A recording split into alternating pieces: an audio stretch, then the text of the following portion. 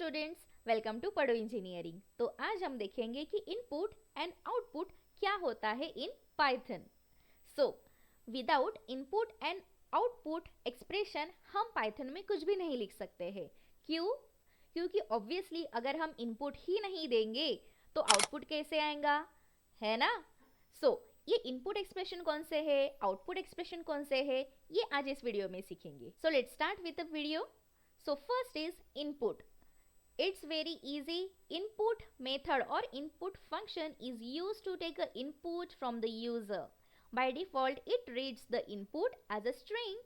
The input is always a string. If you need a number, you will need to convert it using int, float or similar function.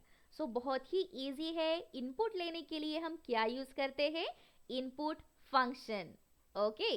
So input का use क्या होता है? जो भी हमें input लेना है फ्रॉम द यूजर वो हम लेते हैं, वो सिर्फ स्ट्रिंग में ही लेते हैं। आप यहाँ पे देख सकते हो कि यहाँ पे मैंने इनपुट ये कीवर्ड यूज किया है। ये यूजर से हम इनपुट करवा रहे हैं। जब भी हमें कोई भी वैल्यू यूजर से इनपुट करवानी होती है तब हम इनपुट फंक्शन का यूज करते हैं। सो देखिए यहाँ पे एक वेरिएबल लिया है नेम, और उसमें हम क्या कर रहे हैं, फिर वैल्यू स्टोर कर रहे हैं। दैट इज एक स्ट्रिंग स्टोर कर रहे हैं कि एंटर योर नेम। ओके, जो भी यूजर एंटर करेगा नेम वो हमें इनपुट आएगा। ओके, और फिर प्रिंट होगा by using print keyword, print function. Okay, so print फिर हेलो नेम, दैट इज ये हेलो प्रिंट होगा और उसके बाद जो भी हम एंटर करेंगे नेम वो यहाँ पे प्रिंट होगा। ओके, समझ में आ रहा है? देन अभी जैसे यहाँ पे बोला है कि सिर्फ हम स्ट्रिंग एज अ इनपुट ले सकते हैं यूजर से, तो फिर अगर हमें नंबर चाहिए तो फिर क्या करेंगे? तो उसके लिए हमारे पास बहुत सारे फंक्शंस अवेलेबल है, अरिथमेटिक फंक्शंस। ओके, सो जैसे कि इंट, फ्लोट, डबल और बहुत सारे फंक्शंस जो कि हम आने वाले वीडियोस में सीखेंगे। ओके, सो वो कैसे करेंगे? देखिए यहाँ पे वेरिएबल है एज इज इक्वल टू, अगर हमें यूजर से इनपुट लेना है एज डलवाना है ना, तो फिर क्या करेंगे? सिंपली इनपुट तो नहीं लिख सकते हैं क्योंकि इनपुट तो स्ट्रिंग के लिए यूज होता है ना। तो यहाँ पे क्या करेंगे, इंट एक फंक्शन लिखेंगे और उसमें हम वैल्यू पास करेंगे जो भी यूजर पास करेगा वो। ओके, सो देखिए इनपुट फिर एंटर योर एज, अभी यूजर एंटर करेगा एज, फिर वो हम प्रिंट करेंगे simply your age you are. Okay, और यहाँ पे सिर्फ एज अपने प्रिंट हो जाएंगी। Okay, are you getting?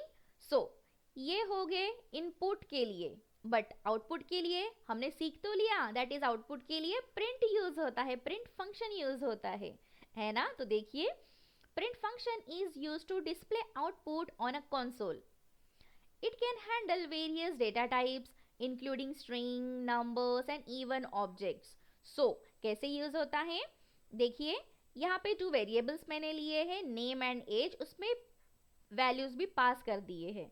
Okay, अब मुझे प्रिंट करना है, शो करना है मेरा जो भी आउटपुट है वो, या फिर सेंटेंसेस है वो, तो हम सिंपली यूज करेंगे प्रिंट फंक्शन और उसमें सारे के सारे वेरिएबल्स को हम शो करवा रहे होंगे, प्रिंट करवा रहे होंगे।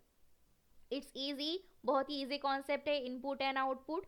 सो इनपुट के लिए यूजर से अगर हमें इनपुट लेना है सो हम इनपुट फंक्शन यूज करते हैं, और आउटपुट मीन्स व्हाट कि हमें प्रिंट करवाना है तो इसलिए हम प्रिंट फंक्शन यूज करते हैं।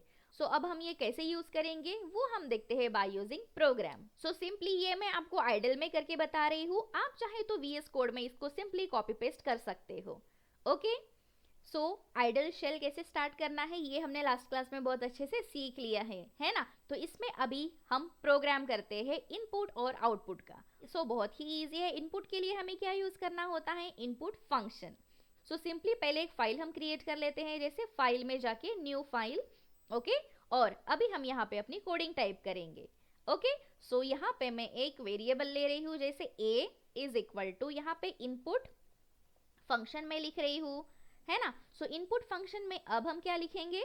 जो भी हमें इनपुट करवाना होगा वो, है ना। सो यहाँ पे मैं लिख रही हूँ एंटर योर नेम। अब मुझे आउटपुट में शो करना है, सो क्या लिखेंगे? सिंपली प्रिंट, और प्रिंट में हम क्या प्रिंट करेंगे? हेलो और वेरिएबल लिखेंगे। यस, सो इससे क्या होगा, देखिए कि इनपुट से यूजर वैल्यू इनपुट करेगा और प्रिंट से वैल्यू शो होंगी। ओके, सो सिंपली रन करते हैं, रन मॉड्यूल पे क्लिक करना है और हमें सेव करना है। सो सेव मैंने नहीं किया था, तो यहाँ पे मैं सिंपली डेस्कटॉप पे ही सेव करती हूँ। ये लास्ट का मेरा P1 था, तो मैं ये P2 दे रही हूँ, P2.py से मुझे सेव करना है।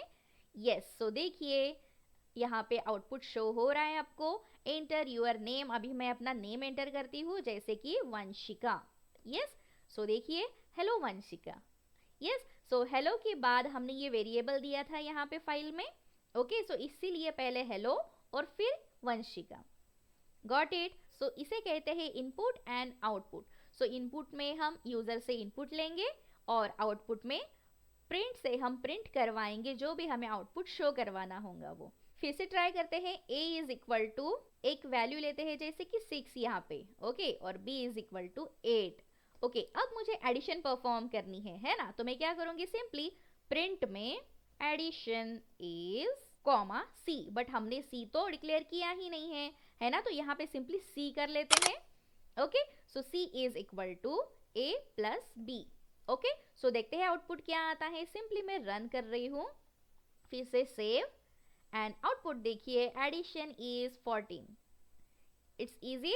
Yes, so 6 plus 8 is 14। So ऐसे बहुत सारे छोटे छोटे प्रोग्राम्स आप यहाँ पे लिख सकते हो। सो बहुत इजी है प्रोग्राम रन करना। सो आई होप आपको ये कॉन्सेप्ट समझ में आ गया होगा इनपुट एंड आउटपुट का। If you have any query, feel free to ask me. Till then take care, bye bye, happy learning, keep learning.